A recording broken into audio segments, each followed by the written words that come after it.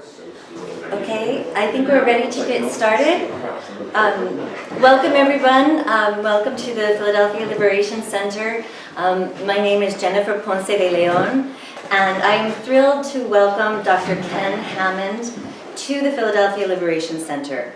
His talk today is entitled Marxism with Chinese Characteristics, Critical Reflections on Socialism in China's New Era.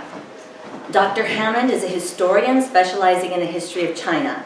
He received his PhD from Harvard University in History and East Asian Languages, and he is a professor of history at New Mexico State University, where he co-directed the Confucius Institute. Dr. Hammond has been a research fellow at the Institute of History at the Chinese Academy of Social Sciences in Beijing, and a visiting fellow at the International Institute for Asian Studies in the Netherlands. He has also been a lecturer for the National Geographic Society and for the Smithsonian Institution in China, Central Asia, and Southeast Asia. He is also affiliated with the Max Planck Institute for the History of Science in Berlin. He works with Pivot to Peace, an organization that seeks to promote greater understanding between the US and China in order to avoid conflict. Dr. Hammond is the author of the book Pepper Mountain, The Life, Death, and Posthumous Career of Yang Jingsheng, 1516 to 1555, as well as numerous articles on Chinese intellectual and political history. He has 2 new books coming out this year with 1804 books. China's Revolution and a Quest for a Socialist Future is coming out this May. And China and the World, 1949 to 2022, Conversations from the Socialist Program, a book that he is co-authoring with Brian Becker, will be published later this year. We plan to have Dr. Hammond back in the fall to celebrate these new books, so please stay tuned for information about that. Finally, I want to thank the organizations and the people who contributed to making Dr. Hammond's visit here to Philadelphia possible. The Philadelphia Liberation Center and the Party for Socialism and Liberation, the Critical Theory Workshop, and Karen Hollis and the Cultural Studies program at Villanova University. This event is being live streamed, and those watching online can submit questions for the Q&A. It is also being recorded and will be uploaded to the Critical Theory Workshop's YouTube page.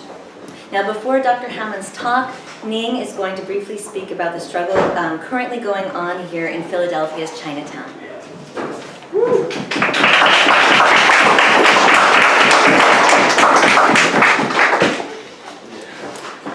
Hey everyone. Hi. I'm just gonna wait for a few seconds.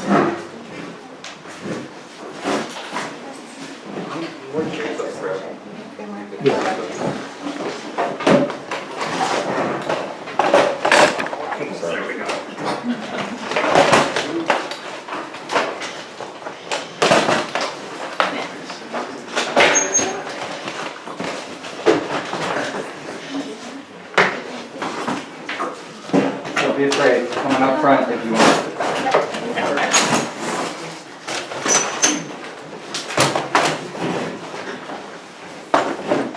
Cool. Hi everyone. My name is Ning, and I'm an organizer with Party for Socialism and Liberation here in Philly and the Liberation Center. So currently, I am really involved with the struggle that's based in Chinatown. As most of us know, the billionaire owners of the 76ers team partnered up with another billionaire named David Edelman, who's a notorious developer, in trying to build a new home arena for the 76ers basketball team right on the border of Chinatown. And speaking from history and experience, we know that this construction plan will almost utterly erase our beloved Chinatown from our city center. You might wonder why that's relevant, why, the gentrification and eradication of Chinatown is related to Dr. Ken's speech on China, Chinese socialism, and the US aggression on China and Asia Pacific. As socialists, as Marxist-Leninists here at PSL and the Liberation Center, we understand that capitalist exploitation is inherently, critical and are the foundations to imperialism. As the U.S. continues to dehumanize Chinese people and by extension, Asian people, the media pumping out anti-China and racist propaganda constantly and blurring what's really happening on the ground in China and in Asia in general, the capitalist billionaires and exploiters and developers are banking off of that, that hate, that disregard for our friends, neighbors, and our fellow citizens. They can't really build this arena in, say, like Rittenhouse or a predominantly wealthy and white neighborhood, right? Because there will be massive opposition against that, both people in power as well as residents. However, the residents of Chinatown mostly are working class, poor, racialized, Chinese, Asian people. These, wealthy and powerful people are really just banking off of the ongoing propaganda to eradicate that. And by extension, Chinatown disappearing across the United States, there'll be less and less of these enclaves of resistance and resilience that are often, the birthplaces of left-wing anti-war peace organizations.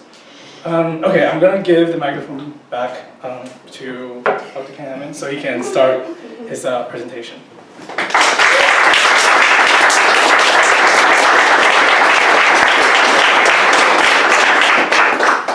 Thanks, Ning. That's good. These struggles are so important.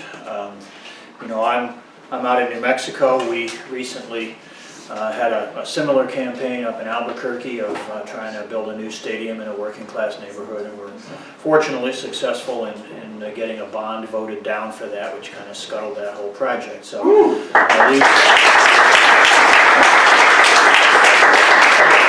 and it was the Albuquerque PSL branch that led that struggle. So give our party a hand. So that's all good. And it's great to be here in Philadelphia. I'm excited to see the Liberation Center, to see a whole room full of communists. Jeez, this is great. So, let me get down to the business at hand, which is that I want to talk today about this idea of socialism, Marxism with Chinese characteristics.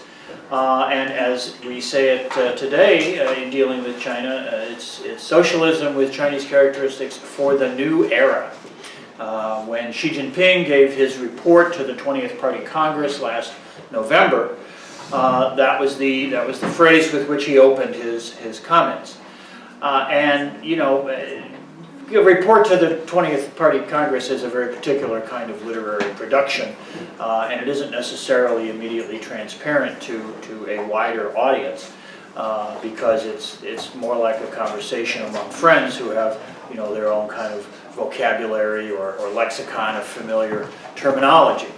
I imagine most of the comrades in the room don't have too much trouble with this kind of concept, but I want to unpack a couple of these phrases because I think it helps us to gain insights into what the situation in China is today. And then if we want to go on and explore particular issues, particular questions when we get down to the Q&A part, that'll be great as well. And basically what I want to do is look at, on the one hand, this term, socialism with Chinese characteristics. In particular, what does with Chinese characteristics mean? And then, after talking about that just a bit, I want to take the rest of the time and talk about the new era. What does the new era mean? And of course, that involves thinking about what was the old era, what was the previous period, because the new era comes in contrast with that, and it helps us to understand the situation in China today, to reflect a little bit on how things came to be the way they are now. So, with Chinese characteristics, this is a phrase that goes all the way back to the 1920s, but most particularly to the 1930s. And it has to do with the struggle for liberation, the struggle for revolution, the struggle for a better future for China that gets underway after the overthrow of the old imperial system, 1911, 1912, the efforts to try to, at first, construct a sort of liberal bourgeois republic that faltered almost immediately. And then, under the influence and inspiration of the Bolshevik Revolution, and it also impacted by the disillusionment with Western liberal democracy after the betrayal of China at the Versailles Peace Conference in 1919, many people in China began to look for an alternative path to a better future. And so people began to turn to Marxism, began to turn to ideas of socialism and communism. People began to gather in reading groups and in other kinds of organizations. There was, of course, also an incipient labor movement, and people involved with the trade unions and with labor in the countryside began to investigate these questions. Of course, in Russia, after the Bolshevik Revolution, as the revolution was trying to consolidate its position there, something called the Communist International, or sometimes referred to as the Third International, was formed with the goal of supporting and encouraging, and indeed assisting, revolutionary movements emerging in other parts of the world, including and eventually becoming kind of the main priority in the colonial world, in the countries, the people who were oppressed by Western imperialism. China, of course, being a huge example of that, and a very important component of whatever was going to be the global future. So, in 1921, with assistance and advice from representatives of the International, a relatively small group, only about a dozen people, gathered in Shanghai and had the founding Congress of the Communist Party of China, and launched their own revolutionary struggle. That small grouping represented not much larger membership at that point. There were only about 65 members of the party across the country. But within just a couple of years, that membership swelled to tens of thousands and then hundreds of thousands as the revolution advanced. The big question was, how should the revolution go forward in China? And at first, certain decisions were taken that because the industrial proletariat in China was very small, there should be an alliance with representatives of what were called the national bourgeoisie. There we go. Didn't work. That's okay, shedding light on the situation is always good. You know, the national bourgeoisie took the form of the Kuomintang, the Nationalist Party. And so at first an alliance was forged between the Communist Party and the Nationalist Party, because the belief was that such a small proletariat, industrial proletariat, was inadequate to really advance the cause of a socialist revolution in China. That vision stumbled by the late 20s when reactionary elements within the Nationalist Party carried out a split with the Communists. Tens of thousands of revolutionary activists, workers, were killed or arrested in Shanghai and in other parts of the country. And by the late 20s, early 30s, the party and the revolution in China was kind of seeking a new path, but not quite yet able to figure that out. But by 1933, 34, a new vision, a new understanding of the material realities of China began to assert itself, primarily articulated by Mao Zedong, who reconceptualized, if you will, the place of the peasantry in China, which was the vast majority of the population. Probably 85% of the population were people who lived and worked on the land. And Mao came to see the peasantry in China not as a petty bourgeois class, volatile in its political loyalties, which could sort of wildly swing between supporting the working class and going over to the bourgeoisie. But instead, he recognized that the vast majority of agricultural workers in China were, as he articulated it, agricultural proletarians, and therefore constituted a logical ally for the industrial proletariat as it was still in its relatively nascent form. And once that insight began to find practical expression in things like the construction of the Jiangxi Soviet, the first of the great base areas of the revolution, where with a population of some 10 million people, the party was able to lead experiments in land reform, in family restructuring, in social policy of different kinds. The wisdom of this insight, the wisdom of Mao's vision, began to be pretty self-evident. the Jiangxi Soviet faced repressive campaigns by the nationalists under Chiang Kai-shek. In 1934, they were forced to abandon that base area and embark on the Long March, which over the following year would take them off to the far northwest of China, where a new base area would be established.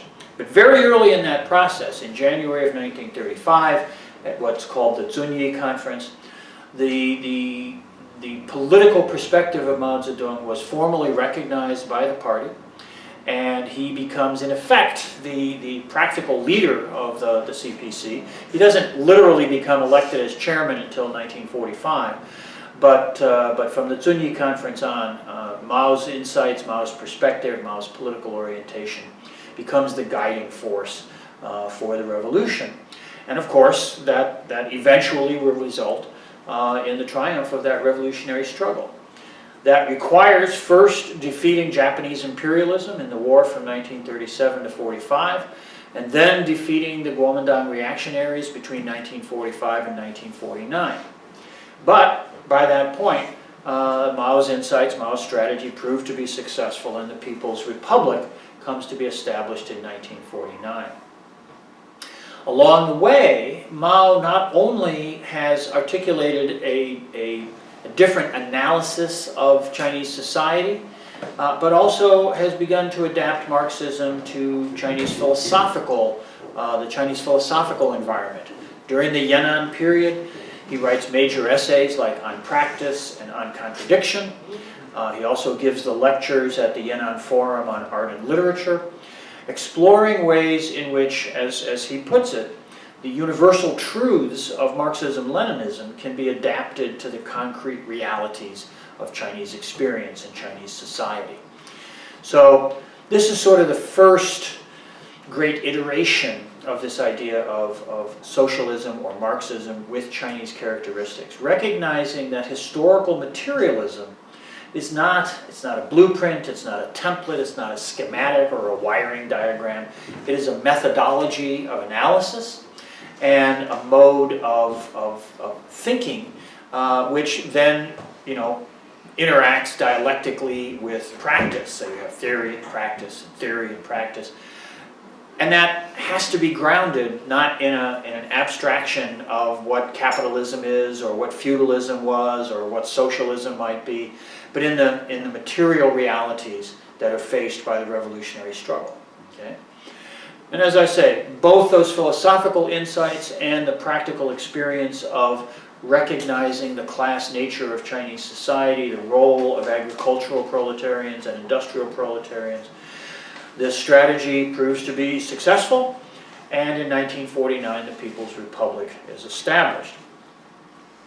That then leads to the first period of the development of the project of building socialism in China.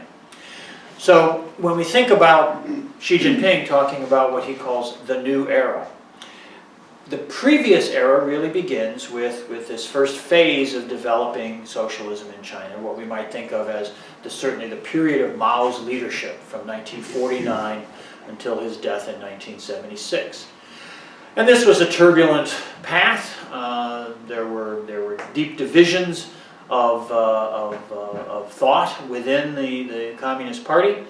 There were contradictions within Chinese society. There were issues that emerged within the party itself as it went from perhaps 1 million members in 1949 at the time of liberation to over 10 million a decade later during the Great Leap Forward. Even larger as we moved on down to later periods, the Cultural Revolution and the 1970s. Many people that came into the party did so out of sincere revolutionary beliefs and ambitions, but others joined the party for more opportunistic or careerist motivations. Their skills or talents might have been needed to administer the new state, to administer the new economy, but this brought social complications, various, in the real world, perspectives on class interests.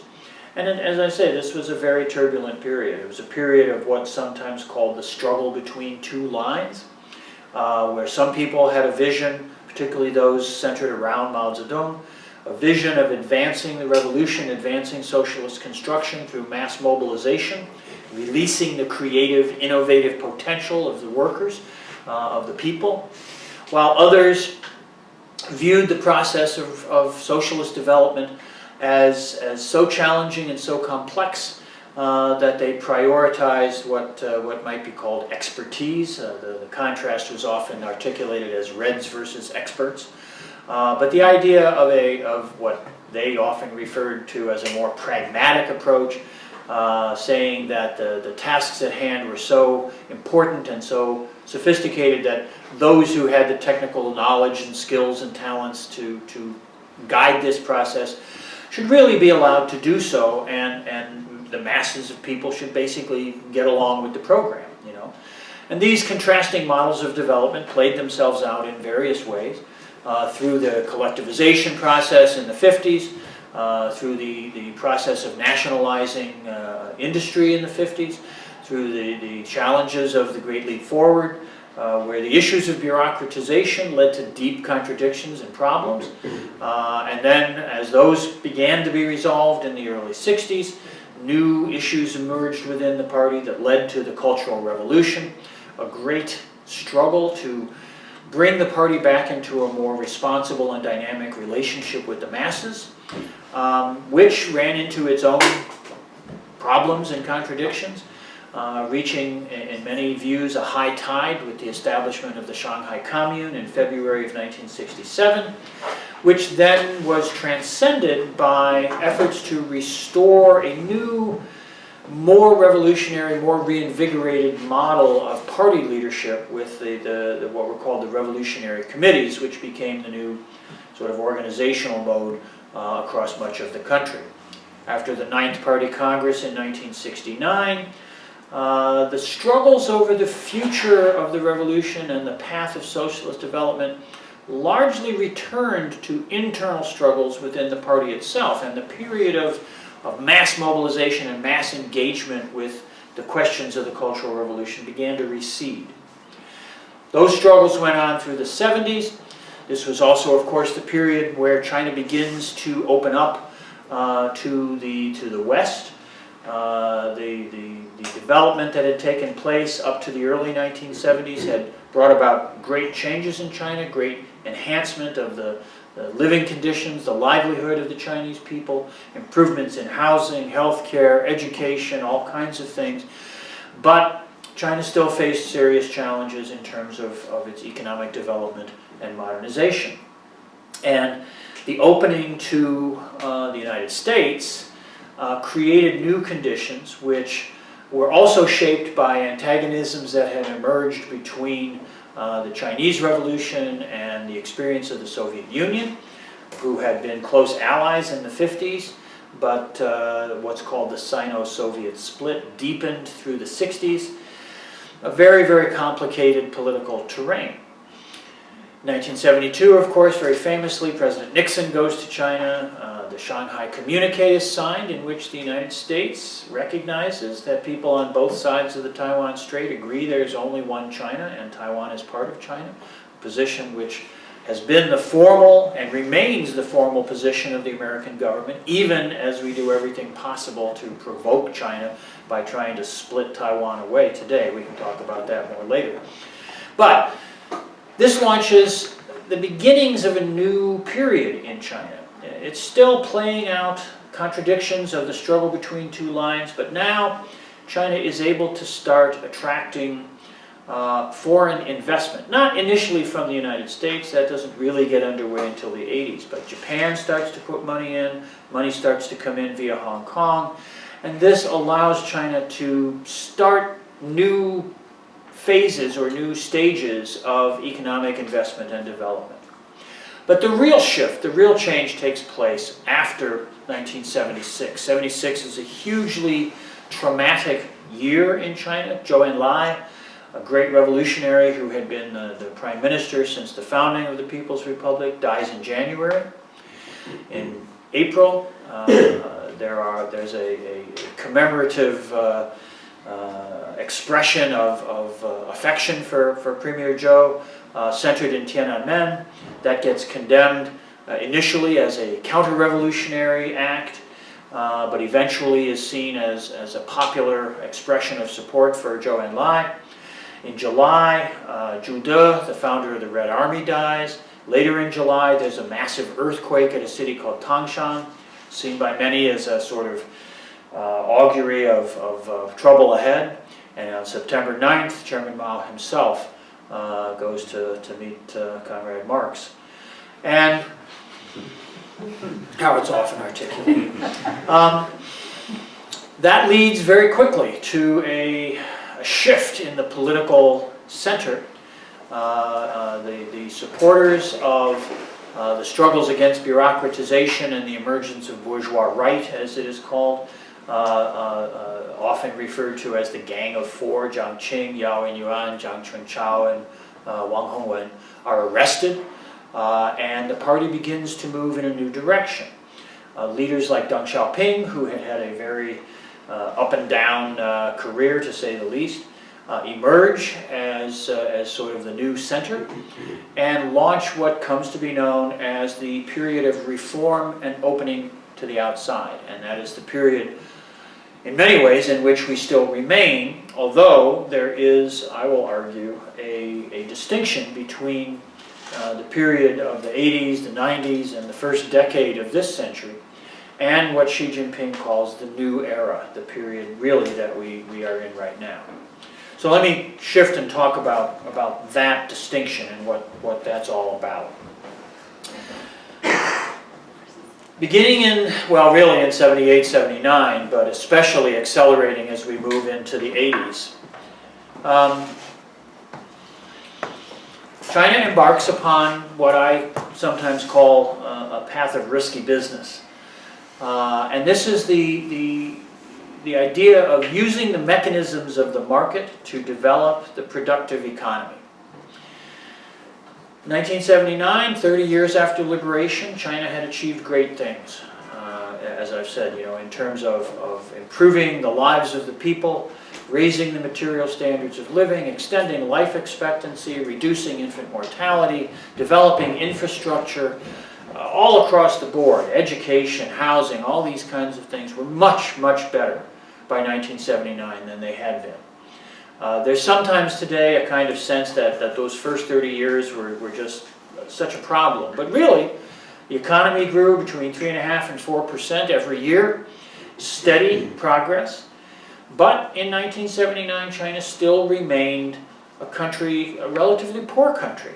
They had achieved an egalitarianism of poverty, but that's not socialism. That's not what socialism is about. The vision, the insight of Marx, Engels, Lenin, sees socialism not as a society of poverty, but as a society of prosperity and even abundance. From each according to their ability, to each according to their work, and eventually the goal being communism, from each according to their ability, to each according to their needs.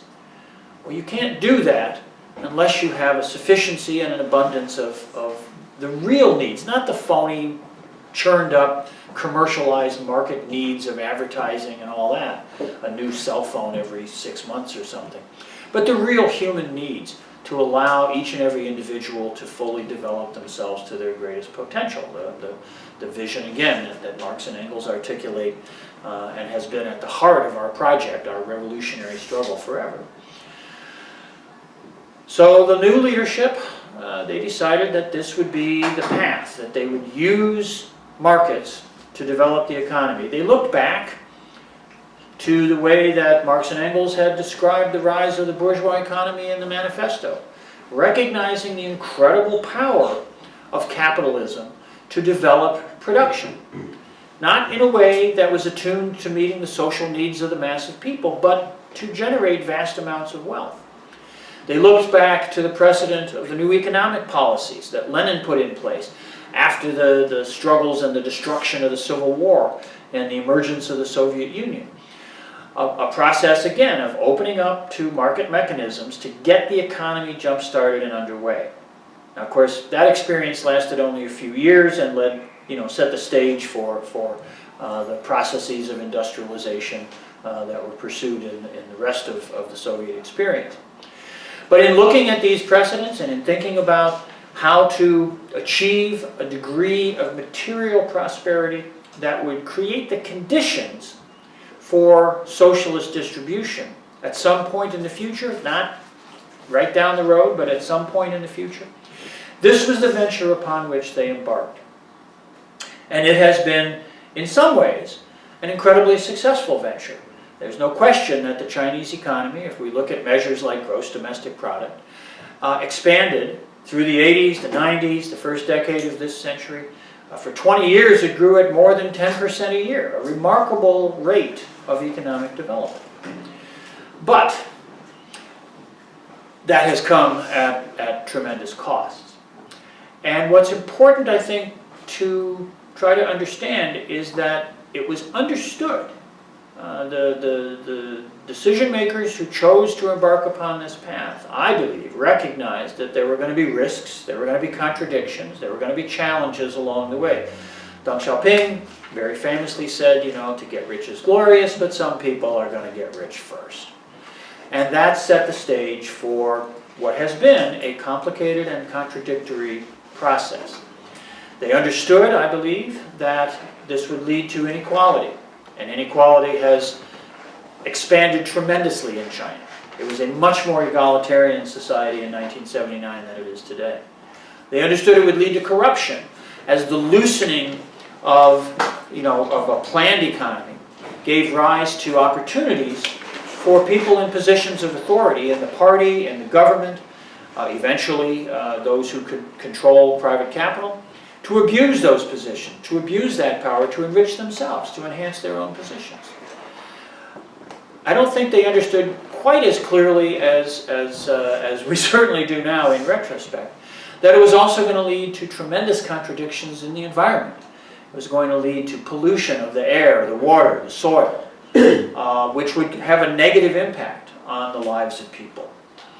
But the calculation was that that could be a burden that would be borne with a key article, I suppose we could say, of faith, but of commitment, which was that this wasn't simply the abandonment of the economy to the voracious appetites of capital and the market.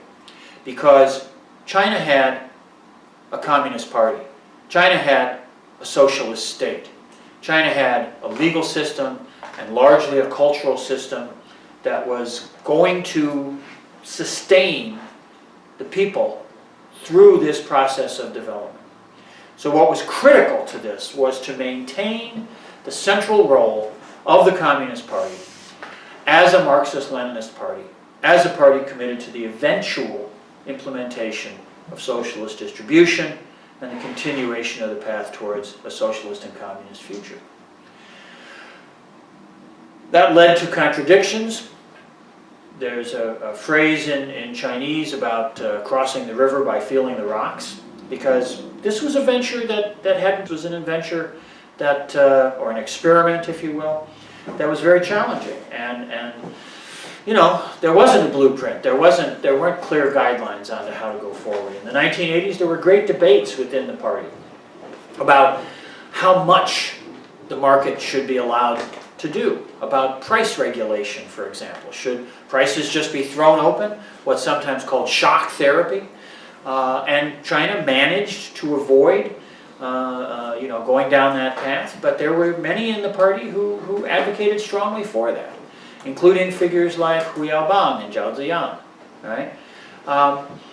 The contradictions that began to emerge, all these issues of corruption and inequality and differential development, these led to the upheavals of 1989, which initially, I believe, expressed legitimate concerns and anxieties on the part of some people, particularly young people who often, people being educated, who often felt that perhaps they were being left behind as private interests took priority, but which unfortunately morphed over a couple of months into an anti-government, anti-party movement often with the cheering from the sidelines of Western media. I remember watching Dan Rather on the CBS Evening News from Beijing just being gleeful about how this meant the end of the Communist Party and the final overthrow of the People's Republic, and China was going to go through, they didn't call them color revolutions yet, but that sort of transformation. And unfortunately, from within the ranks of the demonstrators and the protesters, certain individuals emerged who bought into that vision and saw themselves as wanting to provoke the kind of violence that would lead to what they believed would be a transformation of China. That sadly led to the events of June. No one, I think, thinks that it was a great thing that the People's Liberation Army came in and brought an end to the occupation of Tiananmen Square and the disruption of the life of the capital. But it was done, and it was done to preserve, once again, the central role of the party. That led, of course, to a period of great condemnation of China around the world, and a struggle within the leadership once again to think about what the direction forward should be. But by 1992, there's a recommitment to reform, but perhaps with a little more sober understanding of the challenges ahead. And that leads to a period that runs from the late 90s down to the end of the first decade of this century. And this is a period where China can be seen to have been biding its time and building its capabilities. This was advice that, again, Deng Xiaoping articulated before his death in 1997. And the idea was that that China needed to be engaged with a global system, but we had to recognize, or it had to be recognized, that that system was dominated by Western capitalism with the United States as its hegemonic center. So, bide your time. Build your capacities. Basically, keep your head down. Don't emphasize the socialist program. Talk about development. Talk about it in ways that would attract investment, that would attract technology, that would attract organizational knowledge and information. And again, that was a successful endeavor. It's the 90s and the first decade of this century where these fantastic rates of growth played themselves out. It was also, of course, during that period that the deepest contradictions emerged. So that was the era preceding the new era. During that period, not only was China doing this biding its time, keeping its head down approach, but in the West, especially in the United States, amongst the political elites here, there was this faith. There was this hope, this dream, if you will, that China would eventually go through a color revolution.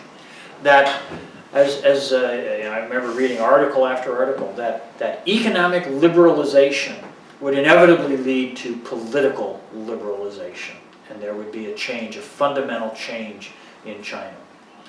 But that was never on the cards. That was never the agenda, and the Communist Party served to try to protect and safeguard the socialist mission.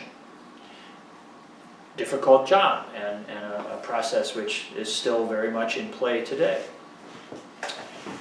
By the end of the first decade of this century, a new era gets underway, not only in China, but in America's perceptions of China and the attitudes of the American political elite towards China.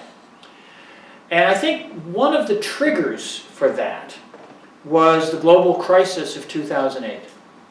Because, as we remember, in 2008, the American economy, the financial economy first, and the broader economy in tandem with that, went into a deep crisis.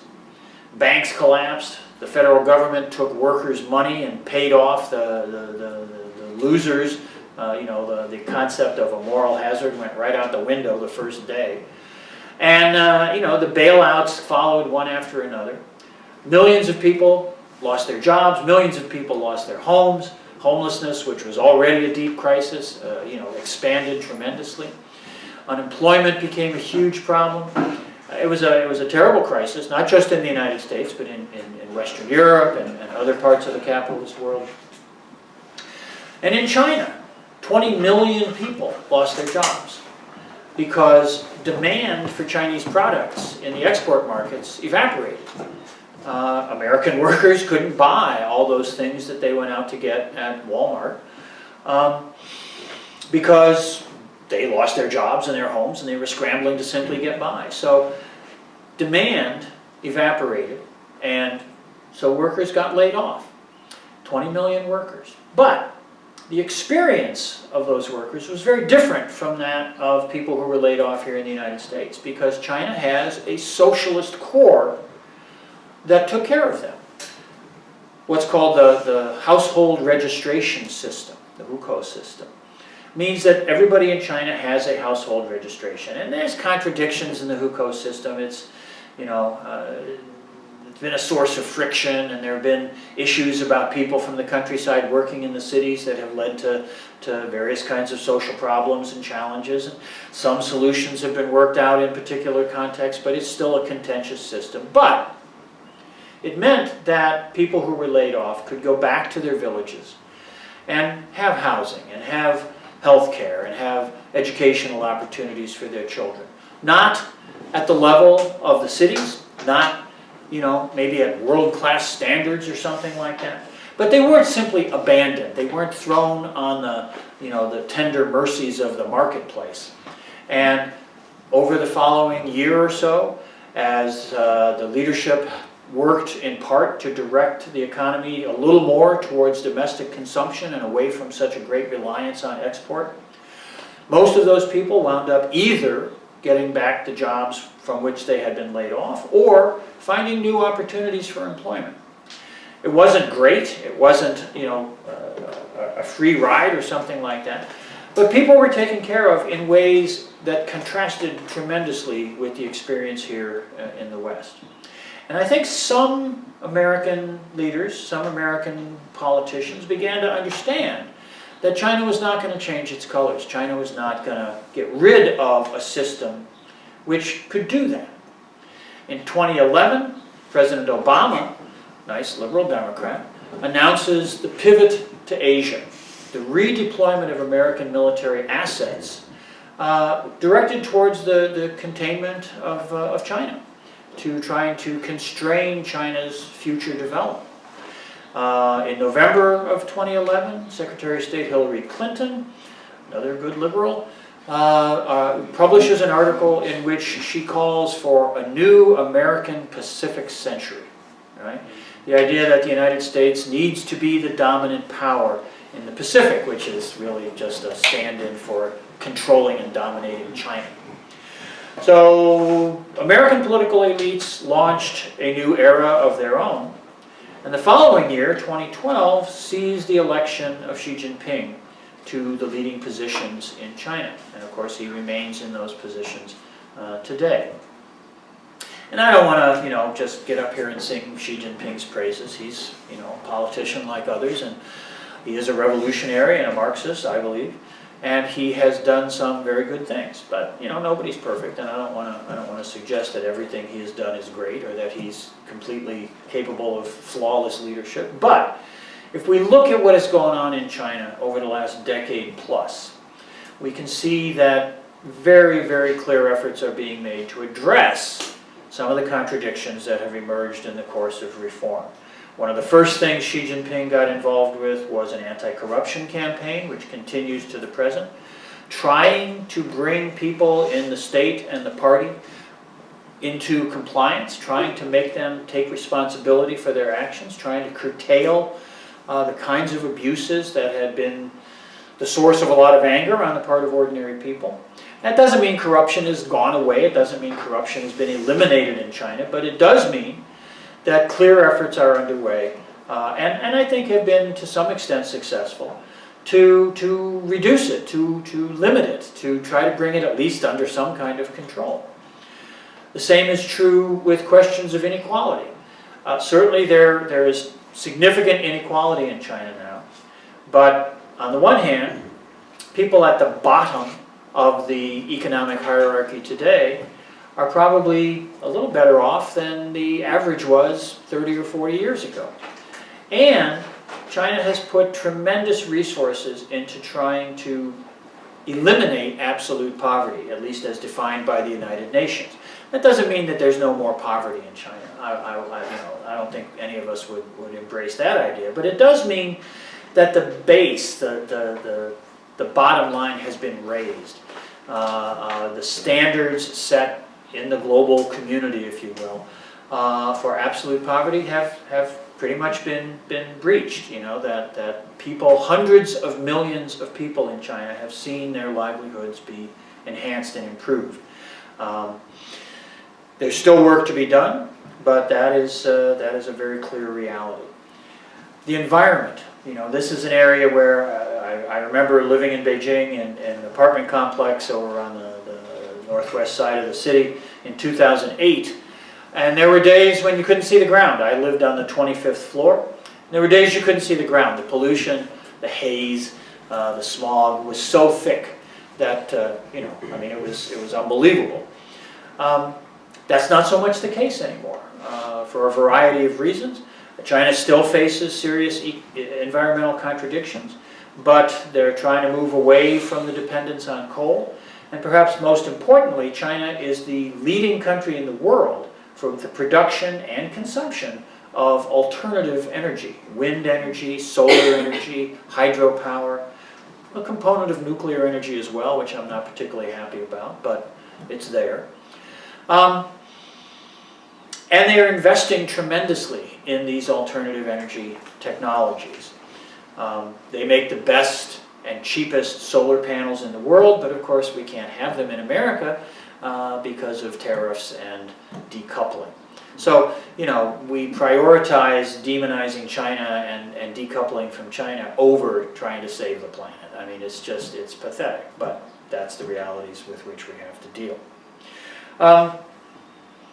China has not only in the new era embarked upon these efforts to address contradictions within the country, but has also undertaken efforts not to take over and dominate the world in some way, but to share experience and share resources with other parts of the world, especially the developing world. Things like the Belt and Road Initiative, which has seen huge amounts of investment by China in other countries and other developing countries, and has meant that China has contributed not only to advancing the situation of the Chinese people, but to those of people in developing countries in Africa, in other parts of Asia, Latin America, even parts of Europe, Italy, Serbia. These are countries that have signed on to the Belt and Road Initiative. So, again, the Belt and Road Initiative it's not a charity operation. It's not free grants, from a wealthy donor. It's an initiative of mutual benefit. Certainly there are things about these investments that will be beneficial to China, that will yield positive results for China. But China likes to articulate this stuff as a win-win, where, yes, it's beneficial for China, but it's also, and perhaps even more so, beneficial for the recipient countries. Is it perfect? Of course not. Are there flaws? Are there problems? Is there corruption sometimes? Probably. But is it an endeavor very different from that of American imperialism, from the World Bank or the IMF? You bet it is. China has forgiven tens of millions of dollars recently in debt for countries that have run into problems because of the pandemic. They've refinanced hundreds of millions of dollars more in order to keep countries afloat, in order to keep them growing, in order to keep their situations improving, in part so that eventually they'll be able to pay back their debts. But that's important, rather than driving them into default and austerity programs. China is routinely criticized, the BRI is criticized because China won't impose political conditions on the recipient countries. The IMF loves to do that. You've got to have these austerity programs, these policies. You've got to cut back on social spending. China doesn't do that, right? And they get condemned for that by the bourgeois media in the West. But we should see that as really an effort to build, again, as the Chinese say, a common future for mankind, a future of common prosperity, of shared development. Well, again, I don't want to, put on too many layers of rose-colored glasses here. I don't want to see that China is a worker's paradise or anything like that. But my view is that China is a work in progress, that it is a project, an experiment, if you will. It's still underway. There is private capital in China. There are bourgeois elements in China. They don't control the state, although I think some of them would probably like to. So long as the party can, as Xi Jinping has said, remain true and commit to the fulfillment of the original mission of the revolution, so long as that socialist core is maintained, and we saw that in practice, in action, again, not without flaws and contradictions, during the COVID pandemic, when China mobilized party, state, and social resources to make sure that people didn't die, right? Doesn't mean there weren't suffering, doesn't mean there weren't challenges and problems, but fewer than 6,000 people died down till the end of last year. A period during which the United States, with a quarter of the population of China, lost over 1 million people. The prioritization of basically saving people's lives is what made the difference there. So, I don't think it's a done deal. I don't think we can rest. I don't think the Chinese can rest, and I don't think they are resting. I think that there are challenges ahead, risks along the way. But what does that mean for us? Okay, here we are in the United States. We're revolutionaries, we're socialists and communists here in the United States. The United States has launched itself into a new Cold War, a war of provocation, a war of relentless demonization of China, making up stories left and right about how bad China is, and pushing China in the South China Sea, around Taiwan, in Hong Kong, trying to provoke China into making a misstep, which could lead to some kind of conflict, which in any real world scenario, people could see would be foolish. But American politicians seem intent upon this.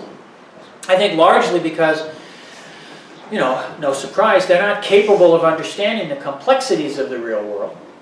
And they've always got their eye on, the next electoral cycle or the next news cycle, their next fundraising campaign. Democrats and Republicans, who fight over some things, are unified in their hostility towards China.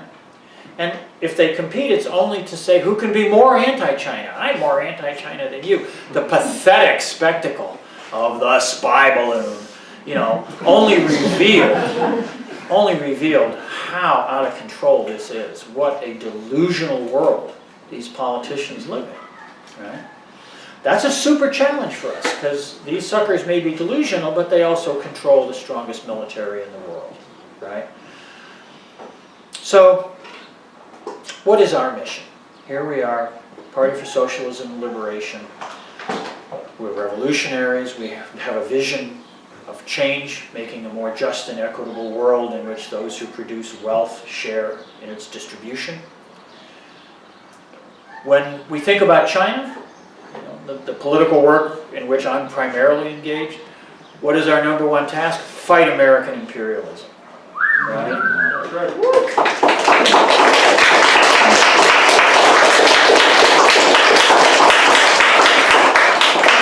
And of course, it's not just in China. It's all around the world. All those bases in all those countries, our ability to fuck with people in the Middle East, in South Asia, in Latin America, in China, and you know what? In Ukraine, this has got to be a major target. We need to, as the Chinese say, seek truth from facts. That's a big project.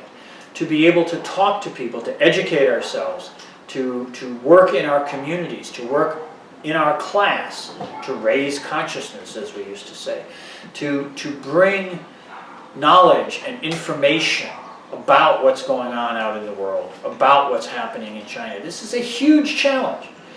The American government has worked relentlessly not only to demonize China, but to try to ensure that the truth about China doesn't leak in here, doesn't seep in here. Shutting down Confucius institutes, terrorizing Chinese scholars that come to work at American universities, intimidating Chinese graduate students who come to study here, destroying what had been bridges of friendship and understanding, so that Americans won't know anything about China except what bourgeois propaganda tells them.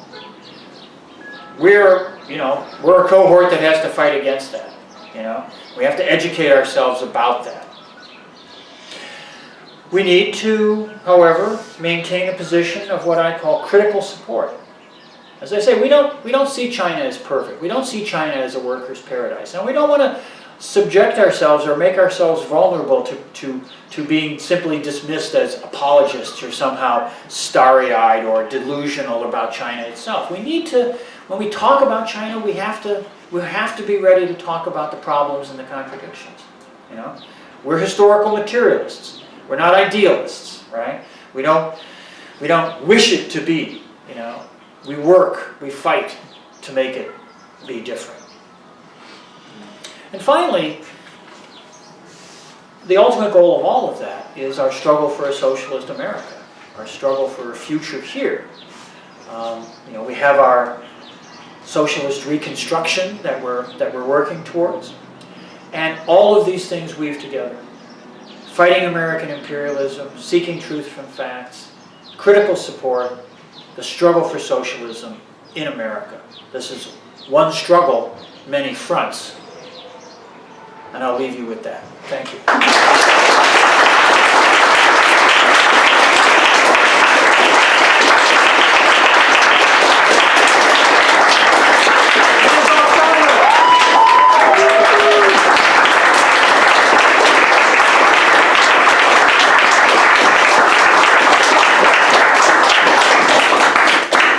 Thank you, comrades. That's nice. I am happy to do questions, so please let's get down. Yeah. Yeah. Thank you so much for your talk. I'll try to be brief. That's never our strong suit. If there's one thing communists love, it's to talk. No, if there's one thing communists love, it's to split. But let's not do that today. Right. Yeah. No. I wanted to ask about a concept that Americans hold near and dear, which is democracy. And I think oftentimes there's a lot of misplaced trust in the democracy of the United States. I mean, the ability to choose between Trump and Biden is not much of a choice at all, of course. But leaving that aside, because I think we all sort of probably have a lot of agreement about that, I'm wondering how it is that democracy is conceived in China, because I think that we're often led to believe that there's only one way to think about what democracy looks like or what it should look like. And of course, one of the really common lines of attack that you hear in the mainstream media and just in sort of popular discourse is that China is a dictatorship, which means it's not democratic. So I'm wondering if you could just comment on sort of the concept of democracy in like Chinese society, and then just anything else that comes to mind. Sure. Yeah, I mean, the question of democracy is a big one, and it is something that gets thrown at us every day when we're organizing and talking to people. And it is a challenge because, exactly as you say, Americans tend to believe that there's only one model of democracy. A lot of Americans don't even like, European democracies, right? What is all that about? If you don't have two parties, and you don't have regular elections in which people, get to mark a box or something, how can you talk about democracy? The big thing that gets said about China is that it's a one-party state, right? And a lot of the stuff that you just articulated. So how can we think about that? What would be some indication that there might be some kind of democracy in China? China, in Chinese political discourse, if you will, there's a phrase that's called whole process democracy, right? And we should recognize on the one hand that there are actually elections in China. The National People's Congress, for example, the legislative body, is elected. It is an elected body, and it's elected in a kind of stacked hierarchy from local elections in primary units up to, higher levels, up to provincial level units, finally to the National Congress, all this. So there's there are elections, there's voting that goes on. There's no question that the Communist Party is the dominant participant in that, although not the only one. There are non-party people that get elected to things, But it's not an electoral system like ours, where whoever has money can buy advertising and other things. And you wind up with party conventions where money talks and bullshit walks. I mean, it's a very, very different system. But I don't think that the electoral question is the key to understanding democratic participation. And I think that's a better way to think of democracy. That it's not a formal structure of electoral politics, but it's a question of political participation. And there we face some interesting challenges when we think about China. Because on the one hand, you can point to the fact that the Chinese Communist Party has almost 100 million members. I mean, the numbers go up. Maybe it is 100 million by now, but it's in that range, maybe 98, 99 million, something like that. But basically, 1 out of every 7 adults in China is a member of the Communist Party. And that means that they're involved to a greater or lesser degree, in political activity, in political study, in political engagement. The idea is, and I think in many ways this connects with reality, that they will be sources of knowledge and information, a way of articulating the interests of people, a way of communicating up. The Communist Party, like our party, is a party of democratic centralism, right? So you you communicate up, and there's discussion and all this kind of stuff. And again, of course, it exists in reality, not in a schematic blueprint. But that's a significant level of political activism. That's a significant level of political participation. And I think that that's important, when we talk to people, because, people here might be registered Democrats or registered Republicans, but how politically engaged are they really? What does that really mean, other than that when you go to vote, it depends on which primary you're going to take part in, if you even do that. And of course, half the people of voting age eligible to vote in this country don't even bother with that, So there's that. There are also mechanisms in Chinese society, mechanisms for petitioning, mechanisms, sort of hotlines. Sometimes you'll see on, like, when I spend time living in Beijing, I often see on the buses, here's a hotline for reporting corruption or reporting an environmental problem or something like that. I mean, those are interesting mechanisms too. And that's a mode of political engagement. There are non-governmental organizations, a lot of environmental organizations and activism. And one of the things that we see, and again, it depends on your perspective, there are tens of thousands of protests every year in China. I think the figures I've seen are something like 75 or 80,000 incidents of political protest in China every year. The bourgeois media likes to say, look how dissatisfied people are. Look how people want to get rid of socialism and the communist system, right? I look at that, I think, damn, here's people taking part in their government. Here's people taking part in political discourse. They have political rights, they have political interests, and they're out there expressing them and making demands. Are they always successful? No. Are they always repressed? No. Right? So, that's political participation too. I say that those are all, in my view, positive aspects of the question. But there's a big negative aspect too. And again, we have to recognize these things. One of the intellectual figures I like a lot in China is a comrade known, his name is Wang Hui. And he wrote a book, actually describing the 1990s, but it's still very relevant today. That's called Depoliticized Politics. And his argument in the book is that, A lot of people in China by the 90s, as the economy was growing, as things were changing, as people were becoming more prosperous and people had better livelihoods, a lot of people kind of stepped back. And they were like, well, if the government and the party, if they're going to take care of politics, that's fine. I just want to live my life. I just want to do my job. I just want to, you know, watch TV or, you know, whatever. You know, we all like to do those things. And there's a significant degree of political disengagement, of letting the party and the government do their job, do their work. As long as conditions are improving, as long as life is getting better, I think there is a significant truth to this idea of depoliticized politics. I think that that's an area that China faces very serious challenges. I also think that in the new era, Xi Jinping has worked hard to try to inspire people to be more politically engaged. You can't force that on people, but you can certainly try to find ways to draw people in, to encourage people. And some of it, you know, when you read about it, especially in the Western media, it can sound kind of rinky-dink. Things like he articulated this thing called the China Dream, you know. All kinds of public posters and stuff about taking care of each other and building a better future.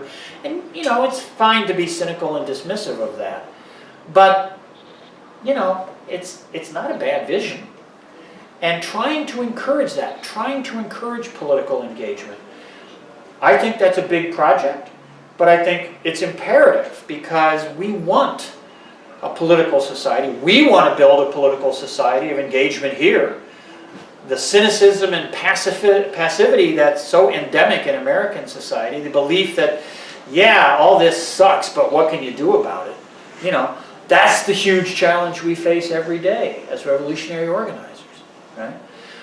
You know, China's not like this, but there's a lot of I won't say disaffection or alienation, but just like let them get along with it, and that's a challenge. So I don't want to say that China has mass democracy. They have mechanisms for democratic participation. They do have elections, both in the state structure and certainly in the party structure. The party Congress has elected delegates and all that. But it is a challenge, and I think that that's an area that you know, I mean, we're not in a position to tell them what to do, but that's an area in which I hope that further efforts at engagement will be successful. Yeah? There's a lot of mythology in the West about Chinese surveillance projects, both domestically and abroad. And obviously recently that mythology is being used to justify a current surveillance project in the US, the Restrict Act. And I was just curious if you had any comment on how to engage with people who believe a lot of this incorrect information about Chinese state surveillance as we move towards our own state here. Sure. These technologies are challenging, right? No question about it. I mean, I haven't been in China since 2019 because of the pandemic, but you know, in the teens, the last few times I've been there, it's fascinating, you know, not to get too anecdotal, but there's these great peanuts in China that I really like, you know. So when I'm there, I like to go down to the, you know, the equivalent of like, you know, 7-Eleven or something and get a couple of bags of peanuts, right? And you go into a convenience store in China, and if you didn't know better, you'd swear everybody was shoplifting because they're picking stuff up and leaving. But that's because there's these technologies that allow, you know, you've got your, I don't know, your phone or whatever, and when you walk out the door, there's some sensor that just charges your account, you know? So you don't have to go up and pay at the register, you just get your stuff and go, right? Scarily enough, I saw I think it's an Amazon shop in the Dallas airport that's experimenting with the same thing. I was like,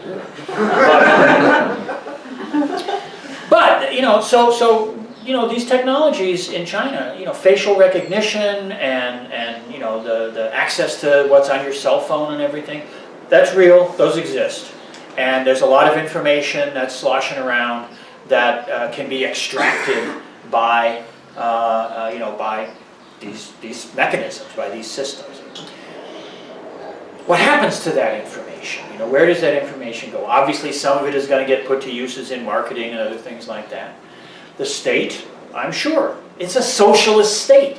There's not that sharp division between, theoretical division between economy and government that we at least pretend to believe in here, right?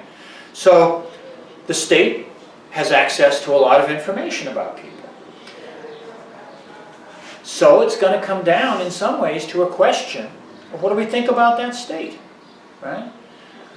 Is it a socialist state? Is it a state that's working to improve the livelihoods of its people? Is it a state that puts, as Xi Jinping likes to say, people-centered development as its priority? Because if it is, maybe we got to grant them a little space of trying to make the best use of these technologies in positive ways. Again, it's not that there aren't going to be contradictions and challenges, but if we believe in the project of building a socialist future, and we believe that, the working class, through the mechanisms of a government, should be the guiding force, their interests should be, what counts. Information is critical to that. The idea, eventually, China doesn't have this at this point, but the idea of a return to a fully planned economy is going to be reliant upon knowledge and information, the flow of information, the ability to calibrate policy, economic production and things like that, and of course distribution, to reality is going to be dependent upon technology, information technology. Here in the United States, of course, we got plenty of sophisticated mechanisms, and anybody that thinks that, oh, we don't have a surveillance society here is obviously delusional. Every one of us in the room probably has a cell phone, and that's we're giving it up every day. And that information is being used by capital to fine-tune their engagement with us, their efforts to try to get us to buy crap, and make us think we want stuff so that they can maximize their profitability. And the state, the bourgeois state here, a state which I think we probably agree does not have the interests of the masses of people as its primary concern. They're going to use that information for their own purposes. The idea that all this stuff that Edward Snowden put out has had minimal impact on American political discourse and consciousness. People are like, you want to talk about depoliticized politics, people are like, yeah, I know, they're monitoring my very thoughts, but, at least I get better catalogs in the mail. It's scary.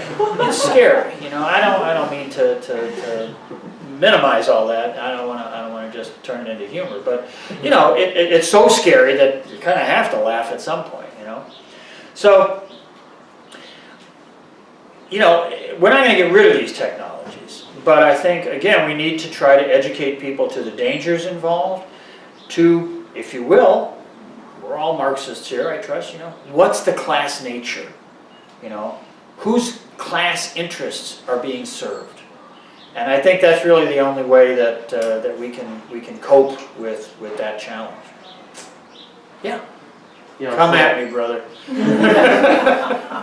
I want you to comment on this saying like this 40 years of reform and opening is only a process to prove that Chairman Mao was right. How would you comment on that? Well, of course, I think Chairman Mao was right, so I don't have a problem with that.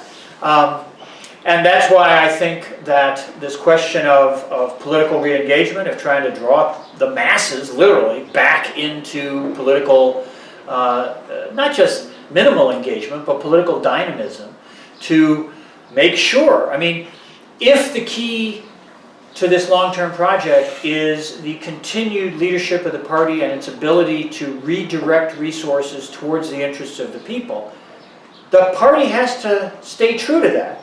And the party has to be held responsible by the masses for that, right? That is, as we learned in the Cultural Revolution, that is a challenging task.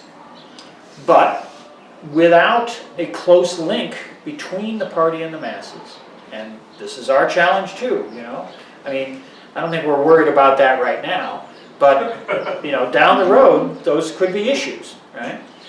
A revolutionary party has to have close links to the working class. It has to be a product. It has to be embedded in the working class, right? I don't know the key to solving that in China. I don't know. I think the party, I probably have a little more faith in it than I know you do at this point. But I think that that's a key question, is getting that political engagement, that mass participation that Mao pushed for over and over again, getting that back as the daily reality. That's the great mission. I think that China is on a path that will do that, but not tomorrow, you know. I know you're impatient. No, I was thinking like, not tomorrow, yes, but like, probably it will be costful, or like it will cost the party to make some sacrifice Absolutely, absolutely. against I its agree. corrupted bureaucrats, against the capitalists, Yeah, against the bourgeoisie class that's in the party. and again, we may disagree on this, but I see that as happening. I see the efforts to rein in things like the educational sector, the private educational sector, things like trying to control the tech companies in China. You know, is that a full-blown program? No, but is it a step in the right direction? I think so. So that's where I need to leave that. Yeah, We have a question in the chat. please. Can we hear more about how the U.S. controls economics in China? Like how Ken mentioned that we're unable to purchase high-quality solar panels that are produced there. Oh, well, this is a huge thing right now, of course, this whole concept of decoupling and the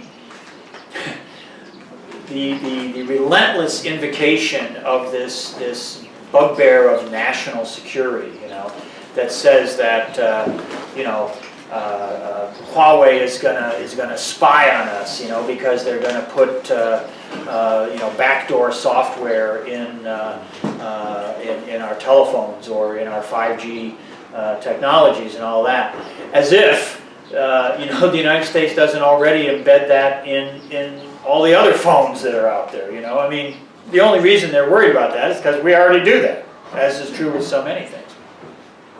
But this idea of, you know, trying to prevent, on the one hand, the sale of, as they say, sensitive technologies to China, trying to deny China technological resources and assets that it needs in the process of its development. That's one side of it. And the other is trying to keep Chinese products, not, you know, your shoes and your phones and your underwear, but, you know, sensitive products from coming into the United States, like solar panels, you know. I mean, in what universe does that make sense, you know, given the existential crisis for the planet that we face? But, you know, that gets thrown under the bus because it's imperialism that really makes the call on that. So it's a dual track of trying to isolate China, trying to thwart China's development. We were talking on the way over here today. I was reading an article this morning about microchips, and Huawei has achieved for itself a bit of a breakthrough. They've been able to develop these productive capacities in what's called 14 nanometer production, you know, which is little tiny things. But we have 3 nanometer production capability, a couple generations ahead. We don't want them to get that. We're trying to prevent them from getting that. Are we going to be successful at that? No. Because China is investing so much in research and development, technological innovation. They will reach that, and they will surpass us at some point.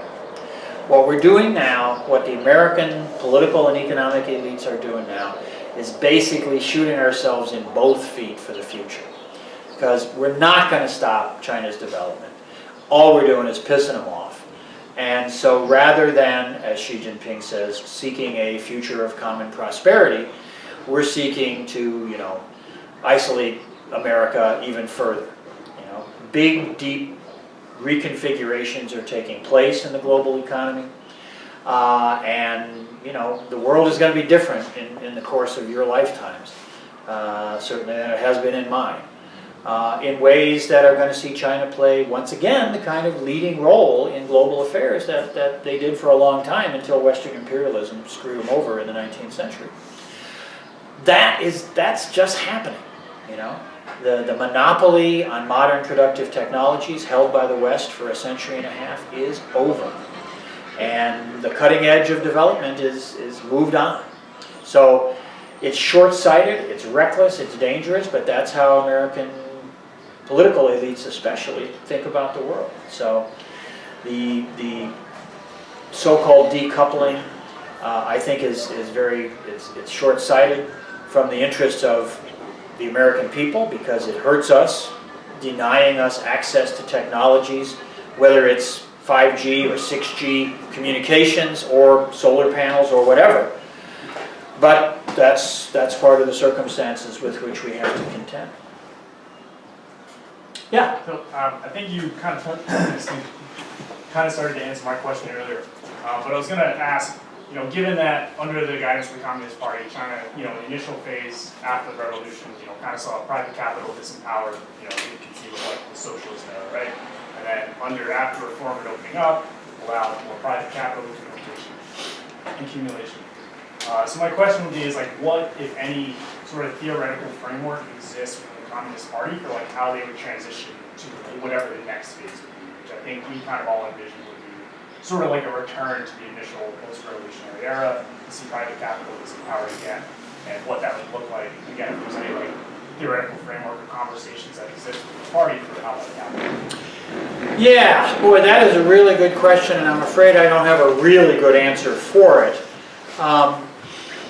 Because the party is still navigating a very complex political environment. And I am not aware of a, shall we say, a program or a path having been publicly articulated that would set that out, other than in the pretty consistent rhetoric of talking about socialist development, talking about people-centered development. You know, one of the ways in which, if we think about critical support, one of the ways in which I would like to see things be a little bit different. There's an awful lot of talk about people, and not, in my opinion, enough talk about the working class.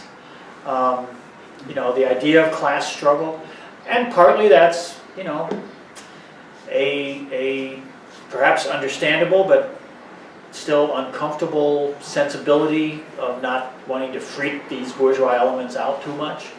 At some point, I certainly hope they're going to freak them out pretty thoroughly, but you know, as I say, they're still, China has achieved tremendous development, but per capita income, per capita product there is still a fraction of ours. You know, they're able to be at parity with us as an economy because their country's 4 times bigger than ours, right? But per capita stats, they're still running at it like a quarter of what we do here, what we have here. And in some ways, of course, there's also the question that we have 4% of the world's population and consume 29% of global resources. So we don't want to see China reach that level of consumption, but you know, how do you navigate that? Anyway, those are other complex questions. But yeah, I think that, you know, I would see, if when I think about it, I would see that down the road, and I don't know, I can't put a time frame on it. I would like to believe, I'm 73 years old, I would like to believe that it would still be while I'm on the planet, because I would sure like to see it get underway. So I don't feel misguided for my entire life. But, you know, I think that's funny.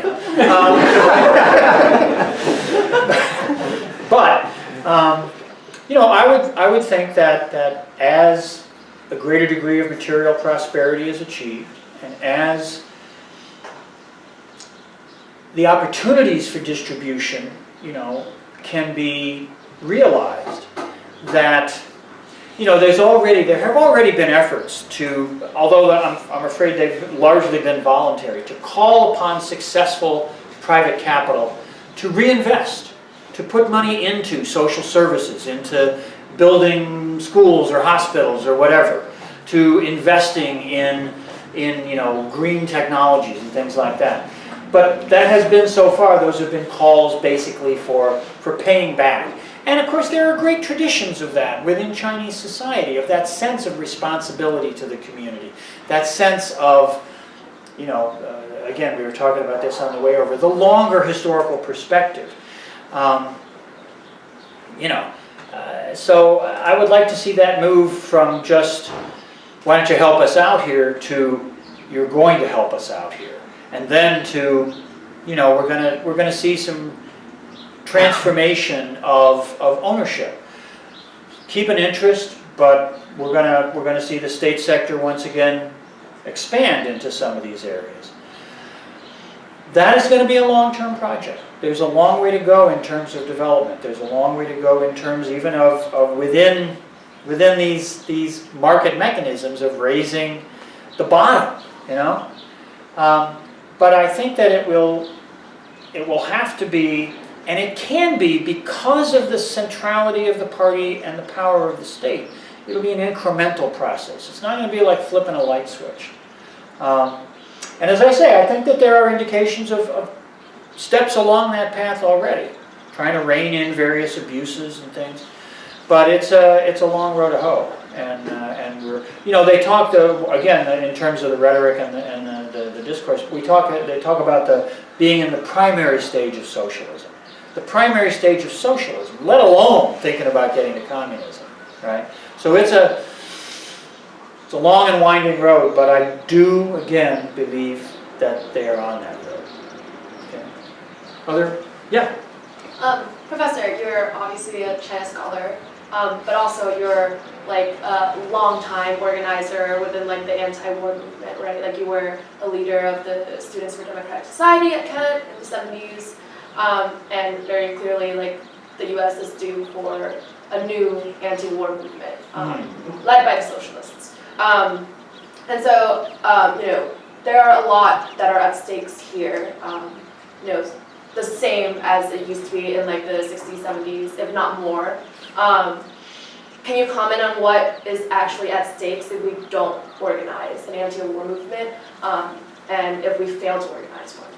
Well, not to be overly dramatic, but how about the nuclear destruction of all life on Earth? I mean, just to start someplace. No, I think we live in very, very dangerous times.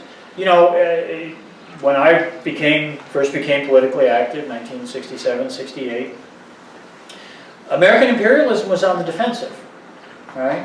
They were losing the war in Vietnam.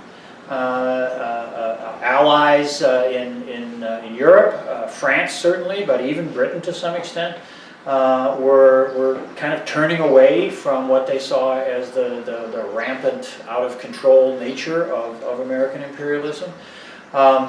Liberation struggles, of course, were still underway in many countries around the world, not only in Vietnam.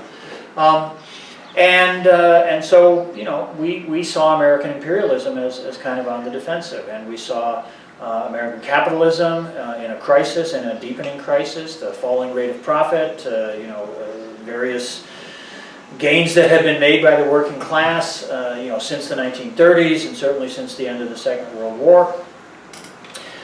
So that terrain was very different than now. After the ascent of neoliberalism in the 80s,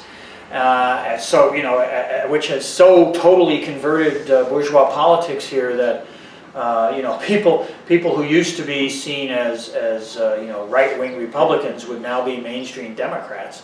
The landscape is very, very different. American imperialism is like a wounded elephant now. It's still kind of on the defensive, but in a much more demented way. And that makes it dangerous. This whole provocational attitude towards China is just plain stupid, because a war with China would be devastating, even if it didn't go to total nuclear exchange. It would be devastating for everybody on both sides of the straits, and it would be devastating for the American economy and working people in America.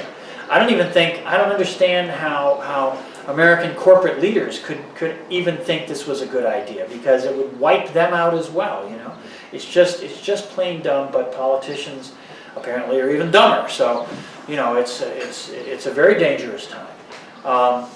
And we have our fingers in every pie around the world. You know, bases, secret bases all over that people don't even know about. Let alone, you know, the big conflicts that we see in the headlines every day. So I think that is a different landscape, and the challenges for us, both in trying to fight for socialist revolution in the United States and in trying to combat American imperialism, are profound. You know, it wasn't easy in the 60s, and obviously we did not win. We made some wins, but we didn't win the big one. But it's the fight that has to be fought, and again, educating ourselves so that we can educate others. I don't even really like to use the word educate, but so that we can organize more effectively.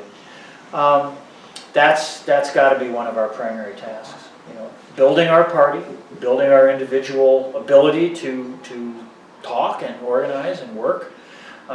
You know, and that's what we can do, and that's what we have to do. So, other questions?